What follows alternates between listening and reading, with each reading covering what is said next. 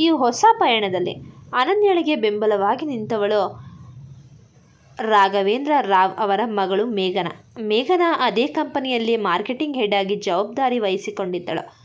ಅವಳು ಲಂಡನ್ನಲ್ಲಿ ಬಿಸ್ನೆಸ್ ಓದಿ ಬಂದಿದ್ದರಿಂದ ಆಧುನಿಕ ಮಾರುಕಟ್ಟೆಯ ತಂತ್ರಗಳು ಅವಳಿಗೆ ಚೆನ್ನಾಗಿ ಗೊತ್ತಿದ್ದವು. ಮೇಘನಾ ಅನನ್ಯಳ ಕ್ಯಾಬಿನ್ಗೆ ಬಂದು ಡಿಜಿಟಲ್ ಡಿಸೈನಿಂಗ್ ಸಾಫ್ಟ್ವೇರ್ ಇರುವ ಲ್ಯಾಪ್ಟಾಪನ್ನು ಮುಂದಿಟ್ಟಿದ್ದಳು. ಅನನ್ಯ, ನಿನ್ನ ಕೈಯಲ್ಲಿ ಅದ್ಭುತ ಕಲೆ ಇದೆ. ನೀನು ಬರೆಯುವ ಡಿಸೈನ್ಗಳು ತುಂಬ ನೈಜವಾಗಿವೆ. ಆದರೆ ನಾವು ಇದನ್ನು ಕಂಪ್ಯೂಟರ್ ಮೂಲಕ ಡಿಜಿಟಲ್ ಆಗಿ ಕನ್ವರ್ಟ್ ಮಾಡಬೇಕು. ಆಗಲೇ ಫ್ಯಾಕ್ಟರಿಯಲ್ಲಿ ದೊಡ್ಡ ಮಟ್ಟದಲ್ಲಿ ಬಟ್ಟೆಗಳನ್ನು ಪ್ರಿಂಟ್ ಮಾಡಲು ಸಾಧ್ಯ ಎಂದು ವಿವರಿಸಿದಳು. ಅನನ್ಯ ಧೃತಿಗೆಡದೆ ದಿನಕ್ಕೆ 12 ಗಂಟೆಗಳ ಕಾಲ ಆಫೀಸ್ನಲ್ಲಿ ಕುಳಿತು ಕಂಪ್ಯೂಟರ್ ಕೆಲಸಗಳನ್ನು ಕಲಿಯಲು ಆರಂಭಿಸಿದ್ದಳು. ಹಗಲು ಆಫೀಸ್ ಕೆಲಸ ಮುಗಿಸಿ ರಾತ್ರಿ ಮನೆಗೆ ಹೋದ ಮೇಲೆಯೂ ಪ್ರತಾಪ್ ಸಿಂಹ ಅವರಿಗೆ ಔಷಧಿ ಕೊಟ್ಟು ತನ್ನ ಕೋಣೆಯಲ್ಲಿ ಕುಳಿತು ಹೊಸ ಬಟ್ಟೆಗಳ ಹೊಲಿಗೆಯ ಮಾದರಿಗಳನ್ನು ಸಿದ್ಧಪಡಿಸುತ್ತಿದ್ದಳು. ಅವಳ ಈ ನಿರಂತರ ಶ್ರಮವನ್ನು ವಿರಾಜ್ ಕದ್ದು ನೋಡುತ್ತಿದ್ದರೂ ಹೊರಗಡೆ ಮಾತ್ರ ತನ್ನ ಕಠಿಣ ಯಜಮಾನನ ರೂಪವನ್ನೇ ಪ್ರದರ್ಶಿಸುತ್ತಿದ್ದ.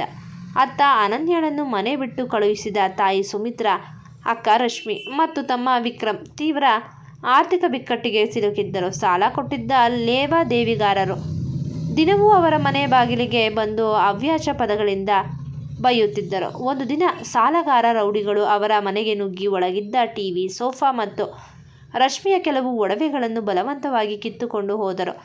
ಎಲ್ಲ ಆ ಅನನ್ಯಳಿಂದಲೇ ಆಯಿತು. ಅವಳು ವಿರಾಜ್ ಸಿಂಹನ ಕಂಪನಿಯಲ್ಲಿ ದೊಡ್ಡ ಆಫೀಸರ್ ಆಗಿದ್ದಾಳಂತೆ. ಇಷ್ಟೆಲ್ಲ ಆಗ್ತಿದ್ರೂ ನಮಗೆ 1 ರೂಪಾಯಿ ಕಳಿಸಲಿಲ್ವಲ್ಲ. ಇವಳು ಹೆತ್ತ ಕರುಳ ಅಥವಾ ಕಡುವೈರಿಯ ಎಂದು ಸುಮಿತ್ರಾ ಅಳುತ್ತಾ ಅಜ್ಜಿಯ ಮುಂದೆ ನಿಂತಳು. ಅಜ್ಜಿ ಭಾಗೀರಥಮ್ಮ, ಅವಳು ಸುಲಭವಾಗಿ ಹಣ ಕೊಡಲ್ಲ. ವಿಕ್ರಮ್, ನೀನು ನಾಳೆಯೇ ಅವಳ ಆಫೀಸ್ಗೆ ಹೋಗು. ಅಲ್ಲಿ ಅವಳ ಕಚೇರಿಯ ನೌಕರರ ಮುಂದೆ ನಿಂತು ನಮ್ಮ ಅಕ್ಕ ದುಡ್ಡು ತಂದು ಕೊಡದಿದ್ದರೆ ನಾನು ಇಲ್ಲೇ ವಿಷ ಕುಡಿತೀನಿ ಅಂತ ಡ್ರಾಮಾ ಮಾಡು. ದೊಡ್ಡ ಕಂಪನಿಗಳು ಇಂಥ ಮರ್ಯಾದೆ ಹರಾಜು ಹಾಕುವ ಸನ್ನಿವೇಶಗಳಿಗೆ ಹೆದರುತ್ತವೆ. ಅವಳ ಯಜಮಾನ ವಿರಾಜ್ ಸಿಂಹ ತುಂಬ ಕೋಪಿಷ್ಠನಂತೆ. ಆಫೀಸ್ ಮರ್ಯಾದೆ ಹೋಗಬಾರ್ದು ಅಂತ ಅವನೇ ನಮಗೆ ಹಣ ಕೊಟ್ಟು ಕಳಿಸ್ತಾನೆ. ವಿಕ್ರಮ್ ಅಜ್ಜಿಯ ಮಾತಿಗೆ ಒಪ್ಪಿ ಕಚೇರಿಯ ಮುಂಭಾಗದ ಗಲಾಟೆ ಮಾಡಲು ಹೊಸ ತಂತ್ರ ಹೂಡಿದ್ದ. ಮರುದಿನ ಮಧ್ಯಾಹ್ನ ವಿರಾಜ್ ಮತ್ತು ಇಂಟರ್ನ್ಯಾಷನಲ್ ಬಯರ್ಸ್ ನಡುವೆ ಮಹತ್ವದ ಸಭೆ ನಡೆಯುತ್ತಿತ್ತು. ಅನನ್ಯ ತಾನು ಸಿದ್ಧಪಡಿಸಿದ್ದ ಹೊಸ ಬಟ್ಟೆಗಳ ಸ್ಯಾಂಪಲ್ಗಳನ್ನು ಪ್ರದರ್ಶಿಸಲು ಫೈಲ್ಗಳೊಂದಿಗೆ ಸಿದ್ಧವಾಗಿ ನಿಂತಿದ್ದಳು. ಅಷ್ಟರಲ್ಲೇ ಕಂಪನಿಯ ಮುಖ್ಯ ಗೇಟ್ ಬಳಿ ದೊಡ್ಡ ಗಲಾಟೆ ಶಬ್ದ ಕೇಳಿಸಿತ್ತು. ವಿಕ್ರಮ್ ತನ್ನ ಕೈಯಲ್ಲಿ ಒಂದು ಸಣ್ಣ ಕೀಟನಾಶಕದ ಬಾಟಲಿಯನ್ನು ಹಿಡಿದುಕೊಂಡು ಸೆಕ್ಯೂರಿಟಿಗಳನ್ನು ತಳ್ಳಿ ಒಳಗೆ ಬಂದಿದ್ದ. ಅನನ್ಯ, ಹೊರಗೆ ಬಾ. ನೀನು ಕೋಟಿ ಸಂಬಳ ತಗೊಂಡು ಇಲ್ಲಿ AC ರೂಮ್ನಲ್ಲಿ ಇದ್ದೀಯ. ಅಲ್ಲಿ ನಿನ್ನ ತಾಯಿ ಅಜ್ಜಿ ಊಟ ಇಲ್ಲದೆ ಸಾಯ್ತಿದ್ದಾರೆ. ನೀನು ಈಗಲೇ ನನಗೆ 50,000 ರೂಪಾಯಿ ಕೊಡದಿದ್ದರೆ ನಾನು ನಿಮ್ಮ ಆಫೀಸ್ನ ಮುಂಭಾಗದಲ್ಲೇ ವಿಷ ಕುಡಿದು ಪ್ರಾಣ ಬಿಡ್ತೀನಿ ಎಂದು ಜೋರಾಗಿ ಕಿರುಚಾಡಲು ಆರಂಭಿಸಿದ್ದ. ಕಚೇರಿಯ 100 ನೌಕರರು ಕೆಲಸ ನಿಲ್ಲಿಸಿ ಕಿಟಕಿಯ ಮೂಲಕ ಇದನ್ನು ನೋಡಲಾರಂಭಿಸಿದ್ದರು. ವಿದೇಶಿ ಕ್ಲೈಂಟ್ಗಳು ಕೂಡ ಈ ಗಲಾಟೆಯನ್ನು ನೋಡಿ ಆಶ್ಚರ್ಯಪಟ್ಟರು. ಅನನ್ಯ ತೀವ್ರ ಮುಜುಗರ ಮತ್ತು ಆಘಾತದಿಂದ ಕೆಳಗೆ ಓಡಿ ಬಂದಳು. ವಿಕ್ರಮ್ನ ಕೈಯಲ್ಲಿದ್ದ ಬಾಟಲಿಯನ್ನು ನೋಡಿ ಅವಳ ಮೈ ನಡುಗಿತ್ತು.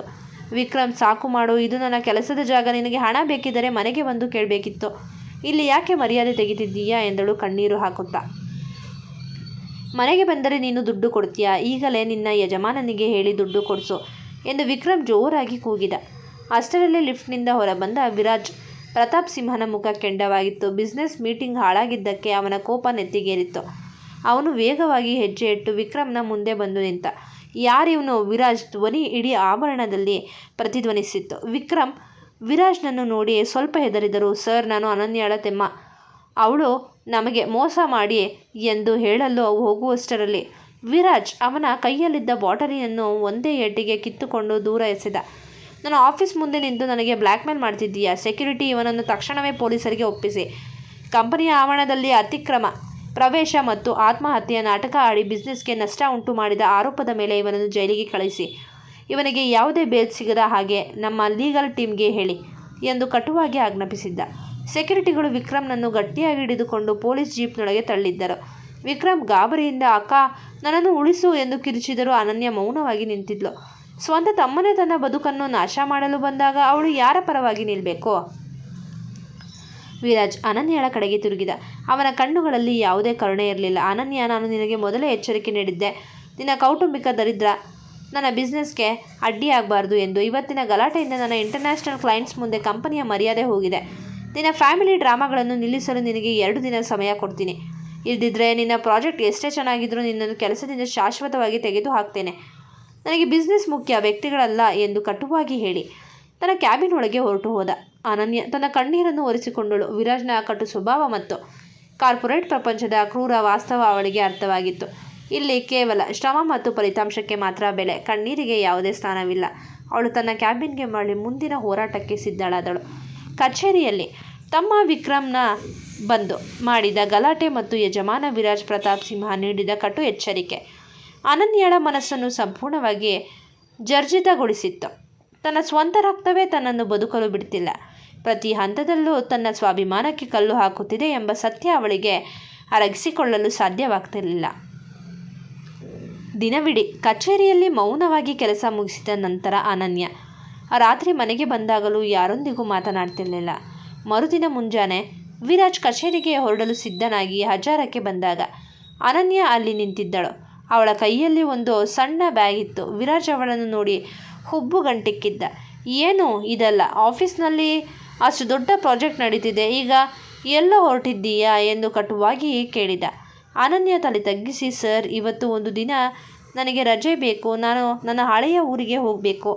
ನಾಳೆ ಬೆಳಗಿನಷ್ಟರಲ್ಲಿ ನಾನು ವಾಪಸ್ ಬರ್ತೀನಿ. ನನ್ನ ಪ್ರಾಜೆಕ್ಟ್ ಕೆಲಸಕ್ಕೆ ಯಾವುದೇ ತೊಂದರೆ ಆಗಲ್ಲ ಎಂದಳು ಕ್ಷೀಣ ಧ್ವನಿಯಲ್ಲಿ. ವಿರಾಜ್ ಅವಳ ಮುಖವನ್ನೇ ನೋಡಿದ. ಅವಳ ಕಣ್ಣುಗಳ ಕೆಳಗೆ ಕಪ್ಪು ಕಲೆಗಳು ಮೂಡಿದ್ದವು. ಮುಖದಲ್ಲಿ ನಿರಾಸೆ ಎದ್ದು ಕಾಣ್ತಿತ್ತು. ಇವತ್ತು ಒಂದು ದಿನ ಮಾತ್ರ, ನಾಳೆ ಬೆಳಗ್ಗೆ 9 ಗಂಟೆಗೆ ನೀನು ಆಫೀಸ್ನಲ್ಲಿ ಇರಬೇಕು ಎಂದು ಗಡುಸಾಗಿ ಹೇಳಿ ಹೊರಟು ಹೋದ. ಅನನ್ಯ ಬಸ್ ಹತ್ತಿ ತಾನು ಹುಟ್ಟಿ ಬೆಳೆದ, ಈಗ ತನ್ನ ಕುಟುಂಬದ ಸಾಲಗಾರರ ಕಾಟಕ್ಕೆ ಹೆದರಿ ವಾಸಿಸುತ್ತಿದ್ದ ಆ ಸಣ್ಣ ಹಳ್ಳಿಯ ಕಡೆಗೆ ಪ್ರಯಾಣ ಬೆಳೆಸಿದಳು. 3 ಗಂಟೆಗಳ ಪ್ರಯಾಣದ ನಂತರ ಅವಳು ಆ ಹಳೆಯ ಹೆಂಚಿನ ಮನೆ ಮುಂದೆ ಬಂದು ನಿಂತಳು. ಮನೆಯ ಪರಿಸ್ಥಿತಿ ತೀರಾ ಹದಗೆಟ್ಟಿತ್ತು. ಬಾಗಿಲು ತಟ್ಟಿದಾಗ ತಾಯಿ ಸುಮಿತ್ರಾ ಬಾಗಿಲು ತೆಗೆದಳು. ಮಗಳನ್ನು ನೋಡಿ ಅವಳ ಮುಖದಲ್ಲಿ ಪ್ರೀತಿ ಮೂಡಲಿಲ್ಲ. ಬದಲಿಗೆ ನಿನ್ನೆ ವಿಕ್ರಮನನ್ನು ಪೊಲೀಸರು ಹಿಡಿದುಕೊಂಡು ಹೋದ ಸಿಟ್ಟಿತ್ತು. ಯಾಕೆ ಬಂದೆ ಇಲ್ಲಿಗೆ? ನಿನ್ನ ತಮ್ಮನನ್ನು ಜೈಲಿಗೆ ಕಳಿಸಿ ಈಗ ನಮ್ಮನ್ನು ನೋಡಲು ಬಂದಿದ್ದೀಯಾ? ನೀನು ಮಹಾಪಾಪಿ ಎಂದು ಸುಮಿತ್ರಾ ಕಿರುಚಿದಳು. ಒಳಗಿನಿಂದ ಬಂದ ಅಜ್ಜಿ ಭಾಗೀರಥಮ್ಮ ಮತ್ತು ಅಕ್ಕ ರಶ್ಮಿ ಕೂಡ ಅನನ್ಯಳನ್ನು ಶಾಪ ಹಾಕಲು ಆರಂಭಿಸಿದ್ದರು. ಅನನ್ಯ ಅಂದು ಅಳಲಿಲ್ಲ. ಇಷ್ಟು ದಿನ ಮನಸ್ಸಿನಲ್ಲಿದ್ದ ಕೋಪ, ಹತಾಶೆ ಮತ್ತು ನೋವು ಎಲ್ಲವೂ ಒಟ್ಟಿಗೆ ಅವಳ ಮುಖದಲ್ಲಿ ಗಾಂಭೀರ್ಯವಾಗಿ ಬದಲಾಗಿತ್ತು. ಅವಳು ಬ್ಯಾಗ್ನಿಂದ 50,000 ರೂಪಾಯಿ ನಗದನ್ನು ತೆಗೆದು ತಾಯಿಯ ಮುಂದೆ ಟೇಬಲ್ ಮೇಲೆ ಜೋರಾಗಿ ಇಟ್ಟಳು. ಸಾಕು ಮಾಡಿ ನಿಮ್ಮ ನಾಟಕಗಳನ್ನು. ಅನನ್ಯಾಳ ಧ್ವನಿ ಇಡೀ ಮನೆಯಲ್ಲಿ ಸದ್ದು ಮಾಡಿತ್ತು. ಮೊದಲ ಬಾರಿಗೆ ಅವಳು ತನ್ನ ಕುಟುಂಬದ ಎದುರು ಗಟ್ಟಿಯಾಗಿ ಧ್ವನಿ ಎತ್ತಿದ್ದಳು. ಇಲ್ಲಿ ನೋಡಿ, ಇದರಲ್ಲಿ 50,000 ರೂಪಾಯಿ ಇದೆ. ವಿಕ್ರಮ್ನನ್ನು ಬಿಡಿಸಲು ಲಾಯರ್ ಆಫೀಸ್ಗೆ ಮತ್ತು ನಿಮ್ಮ ಸದ್ಯದ ಖರ್ಚಿಗೆ ಇದು ಸಾಕು. ಇನ್ಮೇಲೆ ಪ್ರತಿ ತಿಂಗಳು 1ನೇ ತಾರೀಕಿಗೆ ನಿಮ್ಮ ಬ್ಯಾಂಕ್ ಅಕೌಂಟ್ಗೆ 20,000 ರೂಪಾಯಿ ದುಡ್ಡು ತಾನಾಗಿಯೇ ಬರುತ್ತೆ. ಆದರೆ ಒಂದು ನೆನಪಿರಲಿ, ಇಂದಿಗೆ ನಿಮ್ಮ ಮತ್ತು ನನ್ನ ನಡುವಿನ ಕರುಳಿನ ಕೊಂಡಿ ಮುರಿದು ಹೋಗಿದೆ. ಇನ್ಮೇಲೆ ನನ್ನ ಕೆಲಸದ ಜಾಗಕ್ಕಾಗಲಿ ನನ್ನ ಜೀವನಕ್ಕಾಗಲಿ ಯಾವುದೇ ತರಹದ ಅಡ್ಡಿ ಮಾಡಬಾರ್ದು. ನನ್ನನ್ನು ಹುಡುಕಿಕೊಂಡು ಬಂದರೆ ನಾನು ಪೊಲೀಸರಿಗೆ ದೂರು ಕೊಡ್ತೀನಿ.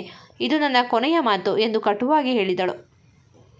ಸುಮಿತ್ರಾ ಮತ್ತು ರಶ್ಮಿ ಹಣವನ್ನು ನೋಡಿ ಒಂದು ಕ್ಷಣ ಮೌನವಾದರು.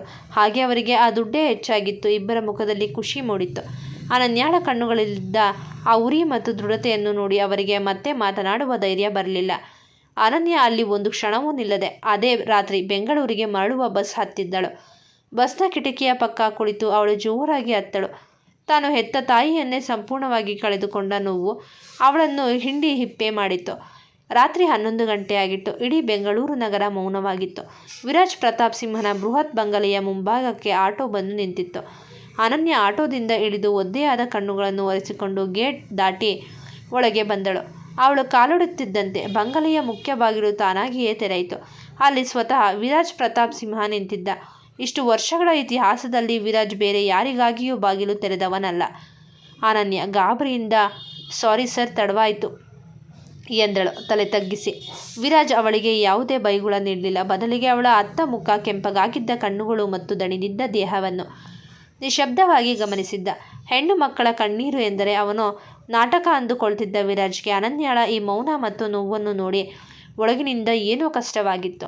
ಆದರೆ ತನ್ನ ಕಟು ಸ್ವಭಾವವನ್ನು ಬಿಡದ ಅವನು ಗಡುಸಾದ ಧ್ವನಿಯಲ್ಲಿ ಹೇಳಿದ, ಡೈನಿಂಗ್ ಟೇಬಲ್ ಮೇಲೆ ಊಟ ಇಟ್ಟಿದ್ದಾರೆ, ಊಟ ಮಾಡು, ಆಮೇಲೆ ಹೋಗಿ ಮಲಗು. ನಾಳೆ ಬೆಳಗ್ಗೆ ಬೇಗ ಕೆಲಸ ಇದೆ ಎಂದು ಹೇಳಿ ಅವಳಿಗೆ ಉತ್ತರಿಸಲು ಅವಕಾಶ ನೀಡದೆ ತನ್ನ ಕೋಣೆಯೊಳಗೆ ಹೋಗಿ ಬಾಗಿಲು ಹಾಕಿಕೊಂಡ. ಅನನ್ಯ ಮೌನವಾಗಿ ಅಡುಗೆ ಕೋಣೆಗೆ ಹೋಗಿ ತಂದೆಗೆ ಬೇಕಾದ ಔಷಧಿಗಳನ್ನು ತೆಗೆದುಕೊಂಡು ಅವರ ಕೋಣೆಯ ಕಡೆಗೆ ಹೆಜ್ಜೆ ಹಾಕಿದಳು. ಪ್ರತಾಪ್ ಸಿಂಹ ಅವರು ಮಂಚದ ಮೇಲೆ ಮಲಗಿದ್ದರು. ಆದರೆ ಅವರಿಗೆ ನಿದ್ದೆ ಬಂದಿರಲಿಲ್ಲ. ಅನನ್ಯ ಕೋಣೆಯೊಳಗೆ ಬಂದು ಅವರಿಗೆ ಔಷಧಿ ನೀಡಿದಳು. ಅಮ್ಮ, ಅನನ್ಯ ಊರಿಗೆ ಹೋಗಿದ್ದವಳು ಚೆನ್ನಾಗಿದೆಯಾ ಎಂದು ಪ್ರೀತಿಯಿಂದ ಕೇಳಿದರು ಪ್ರತಾಪ್ ಸಿಂಹ. ಅನನ್ಯ ಸಣ್ಣದಾಗಿ ನಗಲು ಯತ್ನಿಸಿದರು. ಆದರೆ ಆ ನಗುವಿನ ಹಿಂದಿದ್ದ ಬೇಸರ ಪ್ರತಾಪ್ ಅವರಿಗೆ ತಕ್ಷಣವೇ ಅರ್ಥವಾಯಿತು.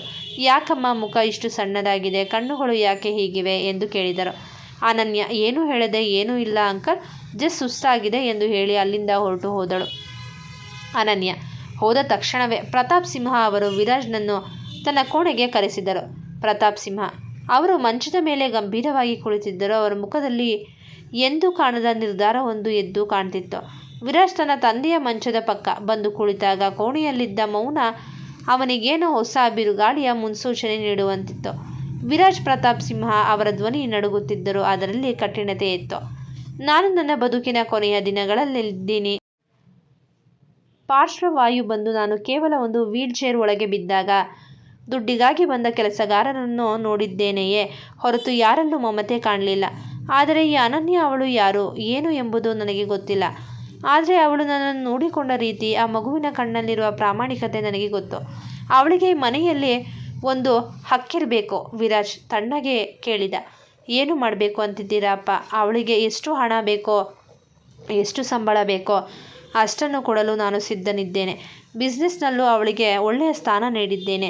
ಪ್ರತಾಪ್ ಸಿಂಹ ವಿರಾಜ್ನ ಕೈಯನ್ನು ಗಟ್ಟಿಯಾಗಿ ಹಿಡಿದುಕೊಂಡರು. ನನಗೆ ಹಣದ ಲೆಕ್ಕ ಬೇಡ ವಿರಾಜ್. ನನ್ನ ಕೊನೆಯ ಆಸೆ ಒಂದೇ, ನೀನು ಅನನ್ಯಳನ್ನು ಮದುವೆಯಾಗಬೇಕು. ಅವಳು ಈ ಮನೆಯ ಸೊಸೆಯಾಗಿ ಅಧಿಕೃತ ಸದಸ್ಯಳಾಗಿ ಬರಬೇಕು. ಇದು ನನ್ನ ಅಂತಿಮ ತೀರ್ಮಾನ. ತಂದೆಯ ಬಾಯಿಯಿಂದ ಮದುವೆ ಎಂಬ ಪದ ಕೇಳಿದ ತಕ್ಷಣ ವಿರಾಜ್ನ ಇಡೀ ಶರೀರದಲ್ಲಿ ಕೋಪದ ಜ್ವಾಲೆ ಉರಿಯತೊಡಗಿತ್ತು.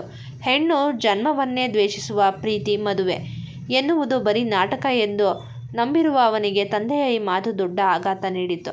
ಅವನು ಮಂಚದಿಂದ ತಕ್ಷಣವೇ ಎದ್ದು ನಿಂತು ಅವನ ಕಣ್ಣುಗಳು ಕೆಂಪಗಾಗಿದ್ದವು. ಇದು ಸಾಧ್ಯವೇ ಇಲ್ಲ ಅಪ್ಪ. ವಿರಾಜ್ ಧ್ವನಿ ಕೋಣೆಯ ಒಳಗಡೆ ಗೋಡೆಗೆ ಬಡಿದು ಪ್ರತಿಧ್ವನಿಸುತ್ತಿತ್ತು. ನೀವು ಏನು ಕೇಳ್ತಿದ್ದೀರಾ ಅಂತ ನಿಮ್ಗಾದ್ರೂ ಅರ್ಥವಾಗ್ತಿದೆಯಾ? ಆ ಅನನ್ಯ ಯಾರು? ರಸ್ತೆಯ ಬದಿಯಲ್ಲಿ ತಿಂಡಿ ಮಾರ್ತಾ ಇದ್ದ ಒಬ್ಬ ಸಾಮಾನ್ಯ ಹುಡುಗಿ. ಅವಳ ಮನೆಯವರು ಬಂದು ನಮ್ಮ ಆಫೀಸ್ ಮುಂದೆ ದಿನವೂ ಗಲಾಟೆ ಮಾಡ್ತಾರೆ. ಅಂಥವಳನ್ನು ನಾನು ಮದುವೆ ಆಗಬೇಕಾ? ಈ ವಿರಾಜ್ ಪ್ರತಾಪ್ ಸಿಂಹ ಒಬ್ಬ ಸಾಮಾನ್ಯ ಹುಡುಗಿಯನ್ನು ಮದುವೆಯಾಗಿ ಜಗತ್ತಿನ ಮುಂದೆ ತಲೆ ತಗ್ಗಿಸಬೇಕಾ? ಅವಳು ಸಾಮಾನ್ಯ ಹುಡುಗಿಯಲ್ಲ ವಿರಾಜ್, ಅವಳಲ್ಲಿ ನಿಷ್ಕಲ್ಮಶವಾದ ಗುಣವಿದೆ ಎಂದರು ಪ್ರತಾಪ್ ಸಿಂಹ ತಣ್ಣಗೆ. ಸಾಕು ಮಾಡಿ ಅಪ್ಪ. ವಿರಾಜ್ ತನ್ನ ಮುಷ್ಟಿಯನ್ನು ಬಿಗಿಯಾಗಿ ಹಿಡಿದುಕೊಂಡ. ಹೆಣ್ಣು ಮಕ್ಕಳ ಮುಖ ನೋಡಿ ಮೋಸ ಹೋಗಬೇಡಿ. ನನ್ನ ತಾಯಿ ಮಾಲತಿ ಕೂಡ ಮದುವೆಯಾದ ಹೊಸದರಲ್ಲಿ ಹೀಗೆ ನಾಟಕವಾಡಿದ್ದಳು.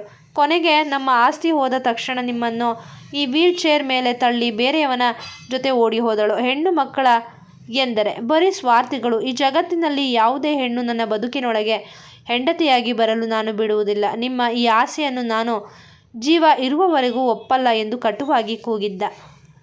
ಈ ಕತೆ ನಿಮಗೆ ಇಷ್ಟವಾಗಿದ್ದಲ್ಲಿ ಕತೆಯನ್ನು ವೀಕ್ಷಿಸಿದ ನಂತರ ದಯಮಾಡಿ ನಮ್ಮ ಚಾನಲ್ಗೆ ಸಬ್ಸ್ಕ್ರೈಬ್ ಮಾಡಿ, ಶೇರ್ ಮಾಡಿ ಮತ್ತು ಪ್ರೋತ್ಸಾಹಿಸಿ. ಧನ್ಯವಾದಗಳು.